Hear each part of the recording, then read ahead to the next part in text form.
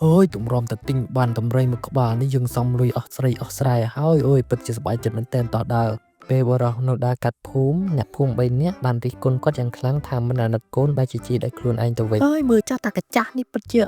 chỉ thằng dùng kháng mà tên côn cái này nơi không mấy cái này hot đó ba chỉ đại luôn anh ta ní cái chả mình tên nó bật tay phơ kháng đó mấy cái phần ai côn cái này chỉ tụi vậy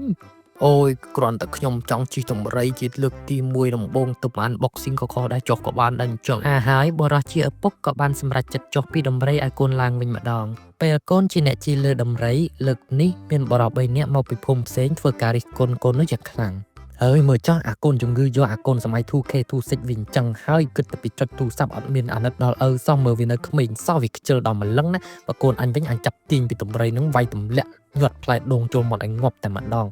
ពុតមែនហើយបើកូនអញវិញអញច្រាំយកឲ្យកពើស៊ីហើយអញធ្វើស៊ុបឲ្យត្រីស៊ីទៅទៀតកូនភ្លើចឹងហើយមនុស្សសម័យនេះវាចេះតែយ៉ាងម៉េចនឹងខ្ញុំជីកខុសកូនខ្ញុំជីកខុសឥឡូវឡើងជីទាំងពីរនាក់តែម្ដងទៅចាំមើលមានស្អីទៅទៀតបើជីទាំងពីរនាក់ហើយមានអីទៅទៀតនោះអញចាប់កកវត្តចោលឲ្យមន់ចឹកហើយ